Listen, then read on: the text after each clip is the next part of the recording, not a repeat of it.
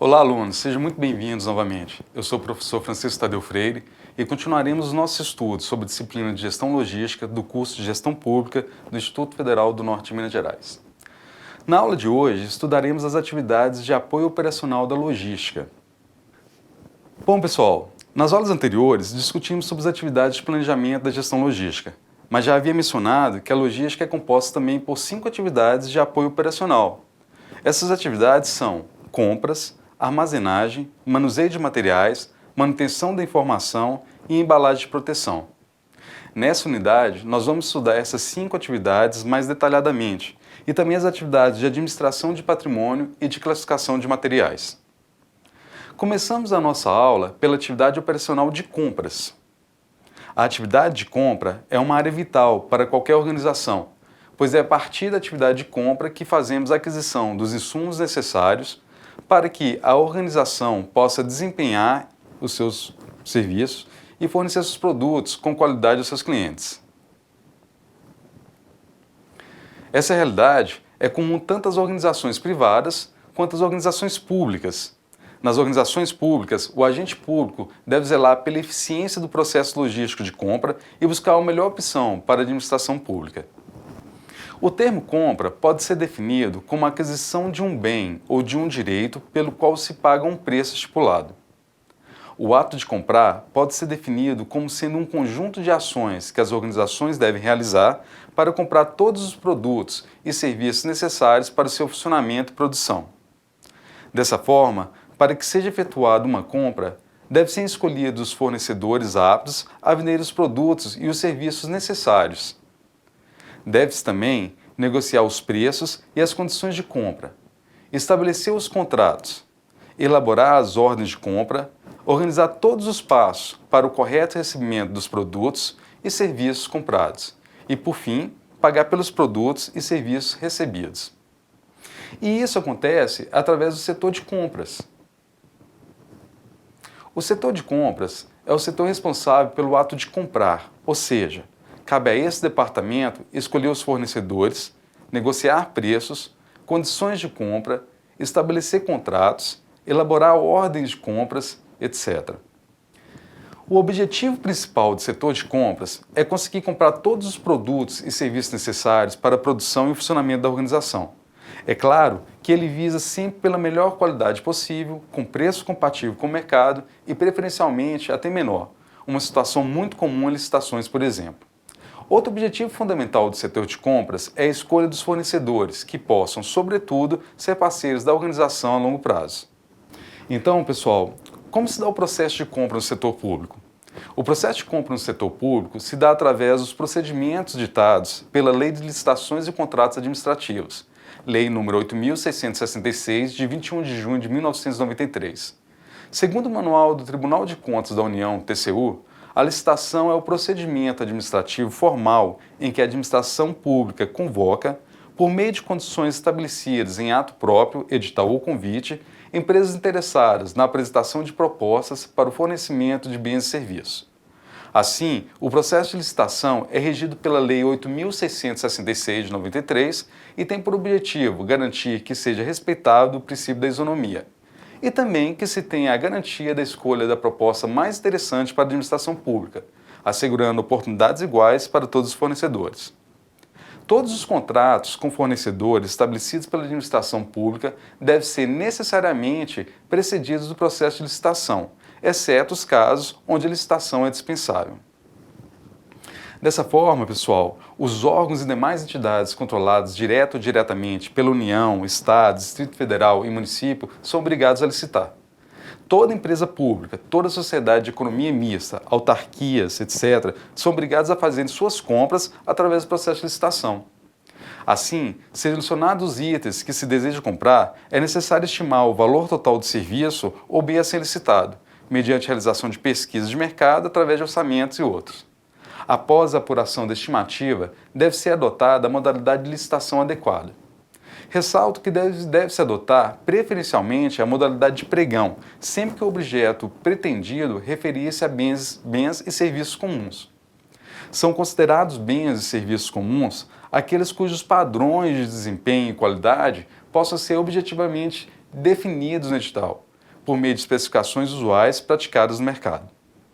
A modalidade de licitação é a forma específica de conduzir o processo licitatório, a partir de critérios que são definidos em lei. O valor estimado para a contratação é o principal fator para a escolha da modalidade de licitação, exceto quando se trata de pregão, que não está limitado a nenhum valor. Além do leilão e do concurso, as demais modalidades de licitação admitidas exclusivamente são as seguintes.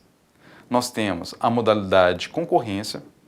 A concorrência se aplica para aquisições ou alienação de imóveis e aquisições internacionais e está vinculada a exigências descritas no edital. Uma outra modalidade é a tomada de preço. A tomada de preço é limitada aos fornecedores cadastrados ou que atendam a todas as condições exigidas para cadastro até o terceiro dia anterior à data de recebimento da proposta, observada necessária a qualificação. Uma outra modalidade que temos na licitação é a modalidade de convite. Na modalidade de convite, não existe o edital. É emitida e enviada uma carta convite aos fornecedores escolhidos. O processo é aberto para os interessados cadastrados ou não, escolhidos ou convidados, em número mínimo de 3. A próxima modalidade que temos é o pregão. O pregão foi instituído pela Lei Medida Provisória número 2026, de 4 de maio de 2000, e convertida na Lei 10.520, de 17 de julho de 2002.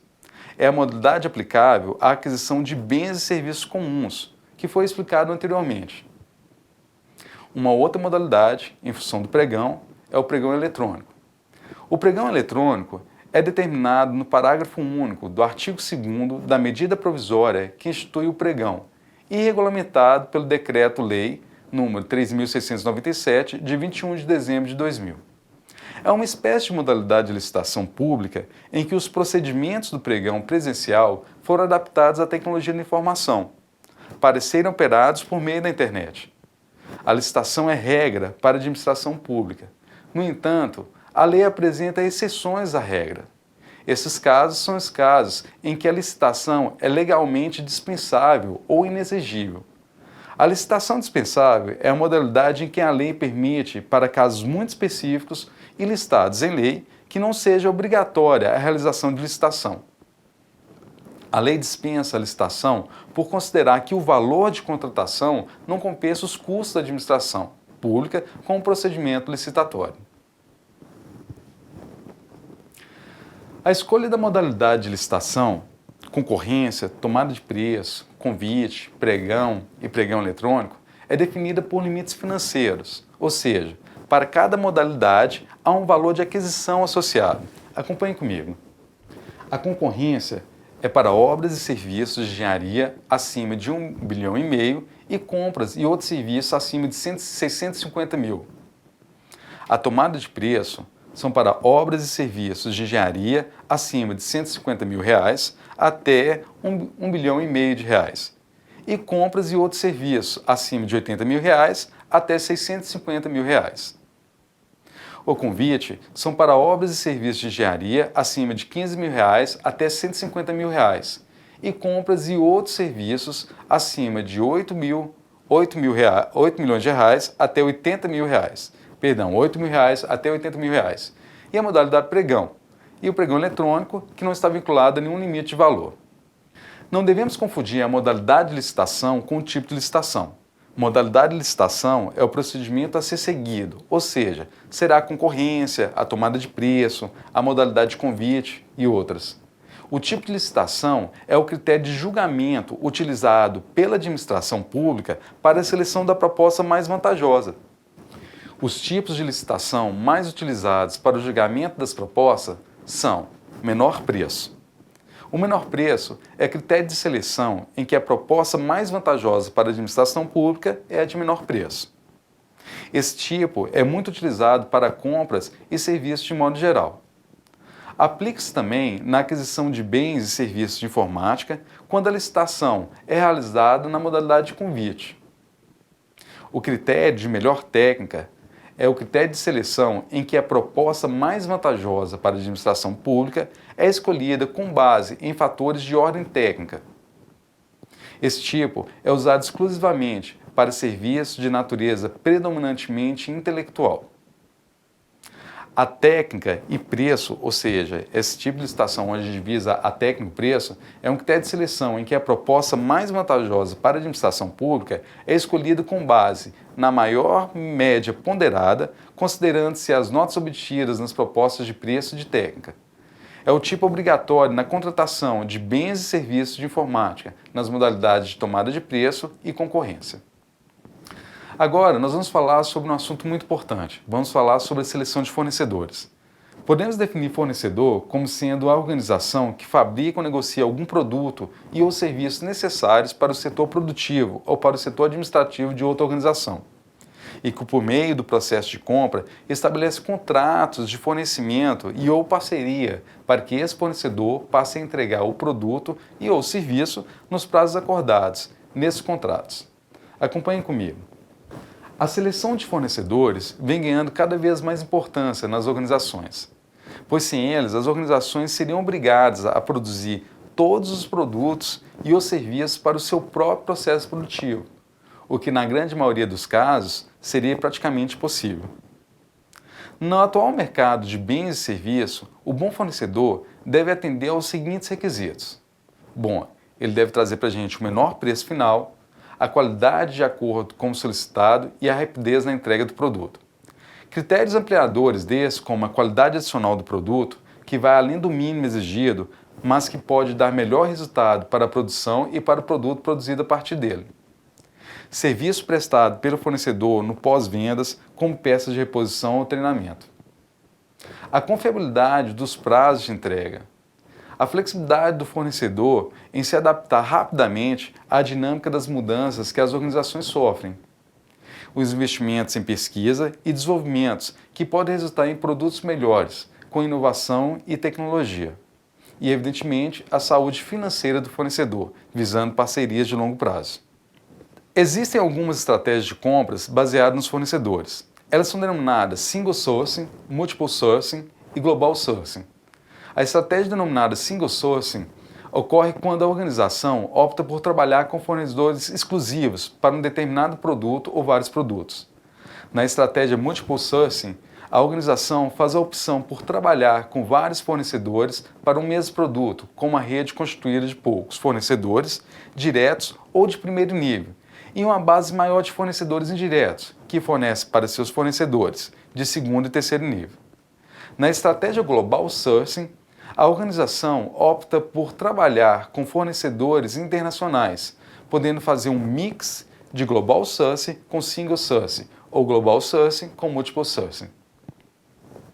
Caberá ao setor de compras analisar as vantagens e desvantagens de cada um dos modelos e fazer a opção que melhor atender à formação da cadeia de suprimento, que a organização pretende selecionar, podendo utilizar todas as estratégias apresentadas, compondo-as de cada item que necessitar. O tipo de relacionamento que a organização pretende manter com os fornecedores é também uma condição para sua seleção. A organização pode ter duas estratégias básicas, curto prazo e longo prazo. A estratégia de curto prazo, chamada também de compra spot, é usada apenas quando há necessidade de compra, limitando assim o relacionamento entre organização e fornecedor. Na estratégia de longo prazo, se estabelece uma parceria, chegando ao ponto de compartilhar com esses fornecedores os planejamentos estratégicos e táticos, a fim de que o fornecedor possa se adequar e atender rapidamente às mudanças que a organização pretende implantar na sua linha de produção. Podemos dizer ainda que a avaliação dos fornecedores potenciais faz parte do processo de seleção de fornecedores, que é função-chave do setor de compra, e que é muito importante para o sucesso de qualquer organização. Pessoal, lembre-se, a seleção de fornecedores precisa ser a mais acertada possível. Claro que o grau de incerteza é sempre grande, pois, caso a escolha seja equivocada, as compras das organizações podem não ser atendidas conforme solicitado nos pedidos. Isso provoca quebra da produção, uma produção abaixo da qualidade pretendida e assim por diante. Vale ressaltar que no serviço público, os critérios para escolha de fornecedores são de difícil aplicação, pois a legislação referente à licitação é bastante rígida quanto às questões de escolha de fornecedores.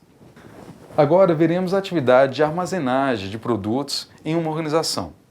A armazenagem, no contexto dessa disciplina, diz respeito à administração do espaço necessário para manter os estoques dos produtos da organização. Ela envolve problemas como o dimensionamento da área, o arranjo físico, a recuperação do estoque, o projeto de docas ou de bairros de atracação e a configuração do armazém. Além disso, os produtos para serem armazenados devem ser transferidos de veículos de transporte para dentro dos armazéns e vice-versa. Atualmente, os armazéns deixam de ser considerados como locais de armazenagem e guarda de produtos para se transformarem em elos fundamentais da rede logística no centro de distribuição. Eles cumprem a importante função de facilitar a transferência de produtos ao longo da cadeia logística, desde o processamento do pedido até o seu recebimento pelos clientes da organização. Os armazéns, em geral, envolvem altos custos para sua construção, manutenção e operação. Por isso, eles impactam diretamente os custos de logística da organização. Um projeto bem elaborado de armazéns, associado a tecnologias modernas para armazenagem e manuseio de produtos, pode ser uma boa opção para se reduzir os custos de sua implantação e manutenção. Bom, pessoal, em algumas organizações, a gestão de armazéns se dá através de sistemas computacionais de gerenciamento de armazéns, que planeja eletronicamente o trabalho de forma a eliminar os erros e agilizar os processos do armazém. Esse tipo de sistema identifica de quem é o pedido, a quantidade de produtos expedidos e qual foi o funcionário responsável pela atividade. Por exemplo, com a ajuda de coletores de dados ligados em rede via radiofrequência, o sistema alerta os operadores para o fato de que ainda faltam produtos para completar o pedido de uma nota fiscal, ou que está sendo expedida uma mercadoria errada. A implantação de ferramentas como sistema de gerenciamento de armazéns é uma medida bastante eficaz para melhorar a gestão de armazéns e para reduzir seu custo de operação, bem como para aumentar sua eficiência e a do centro de distribuição. Uma nova visão dos armazéns diz respeito não mais ao volume armazenado, e sim à sua capacidade de receber e expedir cargas rapidamente, de processar os pedidos. Essa visão cria uma nova característica de armazém denominada armazém virtual, no qual as cargas somente passam por ele, não ficando nenhuma mercadoria armazenada. Os armazéns desempenham duas importantes funções na rede logística, mas vêm exercendo novas funções e se adaptando às novas tendências logísticas. Dentre as principais funções, destacamos a transferência, o transit point e o cross-docking. Acompanhem comigo. A transferência é uma das mais importantes e tradicionais funções desempenhadas pelos armazéns. Atualmente é usada a denominação oriunda do inglês, transit point. Na transferência podem existir duas subfunções importantes, a consolidação e o fracionamento. Na consolidação, como você pode ver na primeira figura, a carga é enviada de um ou mais clientes ao armazém para a formação de um volume maior de carga, visando a redução de custos de transportes, sobretudo por meio do que se denomina fechar a carga, ou seja, lotar um veículo de transporte. No fracionamento, segunda figura, você pode observar o processo de transporte de carga fracionada. Uma fábrica ou uma organização, por exemplo, uma trade importadora, remete a carga consolidada ao armazém, fechada para um veículo em transporte. No armazém, normalmente mais perto dos principais clientes, a carga é fracionada e despachada para os clientes em veículos menores. No cross-docking, terceira figura, observe que existem diversos fornecedores produzindo diferentes produtos para serem enviados ao armazém do cross-docking. Nesse armazém, os diversos produtos recebidos são fracionados e reagrupados em pedidos de clientes, os quais contêm diversos produtos de diversos fornecedores. A grande diferença desse tipo de armazém é que as cargas não ficam armazenadas nele. Todo o processo de recebimento dos produtos de todos os fornecedores se dá na seguinte ordem. Os produtos são recebidos, fracionados, reagrupados e despachados para o cliente ao mesmo tempo, não gerando assim estoque no armazém. A grande dificuldade desse tipo de armazém é sincronizar a chegada da carga de todos os fornecedores para atender a todos os pedidos dos clientes. Na terceira figura, você pode analisar uma operação realizada em 3 fornecedores e 3 clientes e intermediada por um armazém de cross-docking. O fornecedor 01 envia para o armazém os produtos 1 e 2, e o fornecedor 2 envia o produto P3 e o fornecedor 3 envia os produtos P4 e P5 para o armazém. Os diversos produtos dos diversos fornecedores devem chegar simultaneamente ao armazém. O produto P3 do fornecedor 2 deve ter a quantidade exata para atender às quantidades solicitadas pelos cientes clientes, cliente 1 e cliente 2. O produto P5 do fornecedor 3 deve ter a quantidade exata para atender às quantidades solicitadas pelos clientes 2 e 3. O restante dos fornecedores, produtos, acompanha a mesma lógica explicada. Cabe ao armazém fracionar os produtos P3 do fornecedor 2 nas quantidades solicitadas pelos clientes 1 e clientes 3. No caso do cliente 1, o armazém somente deve despachar essa quantidade para ele. Já no caso do cliente 3, o armazém deve agrupar os produtos P3, os produtos P1 do fornecedor 1 e P4 e P5 do fornecedor 3. O restante dos despachos para clientes acompanha a mesma lógica explicada. O abrigo para produtos é uma função mais característica de um armazém e, como o próprio nome sugere, visa a guarda do produto em local seguro, que preserve sua qualidade até ser retirado pelo cliente. O tempo médio que os produtos ficarão abrigados no armazém é fator determinante para o projeto de layout dos armazéns. A montagem de pedidos é uma função muito importante dos armazéns, pois as organizações, por exemplo, atacadistas, podem ter um armazém com diversos produtos de diversos fornecedores, que elas adquiram previamente. Cada venda realizada se transforma em um pedido no armazém. Assim, o armazém pega cada item de pedido no armazém, ou seja, faz o picking, e monta o pedido total, que corresponde à venda realizada e despachada para o comprador. Nenhuma mercadoria pode ser admitida ou sequer descarregada do veículo de transporte caso não esteja acompanhada de pelo menos uma nota fiscal, que dê cobertura à integridade da carga. Toda vez que uma carga entra no armazém, ela deve ser minuciosamente contada e sua qualidade analisada. Isso é muito importante, pois uma vez assinado o termo de recebimento da carga no armazém, ela passa a ser de inteira responsabilidade do armazém, portanto deve ser desenvolvida na íntegra para o cliente. Veremos agora o conceito de picking, almoxarifado e inventário. Acompanhe comigo. Picking é uma operação de recolher e separar diversos itens no armazém, com o objetivo de formar um pedido. Normalmente, armazéns maiores destinam uma área para a coleta de todos os itens, seu agrupamento em embalagens e posterior despacho. Com isso, o veículo de transporte não fica retido nas docas, pois quando chega à doca, simplesmente recolhe a embalagem contendo todos os itens já agrupados na área de picking. Essa área é usualmente estruturada perto das docas de carregamento, por razões óbvias, já apresentadas anteriormente. O conceito de almoxarifado diz respeito ao espaço reservado para guardar e a manutenção de materiais no estado perfeito, podendo ser coberto ou não, porém adequado à natureza dos produtos ali depositados. Deve responder por toda a entrada e a saída de qualquer material do estoque, mantendo os registros de todas as movimentações. O inventário é a relação de todos os produtos que a organização guarda em seu estoque, como matéria-prima ou peças, ou partes para produção, ou produtos acabados para venda. Dessa forma, o inventário no conceito de logística é o levantamento de todos esses produtos e a localização de onde eles se encontram. O inventário é realizado por meio de levantamento físico e contagem para confrontação com os estoques registrados nas fichas ou sistemas computadorizados. Vale ressaltar que o inventário deve ser realizado para o balanço contábil físico e financeiro do almoxarifado, das seções dos depósitos e de toda a organização, atendendo à exigência fiscal da legislação. Para que as cargas possam ser movimentadas dentro do armazém, ser retiradas e colocadas nos veículos de transporte, devem existir equipamentos que facilitem esse manuseio. Como exemplos de equipamentos de manuseio, citamos as empilhadeiras de garfo, os pórticos e as pontes rolantes.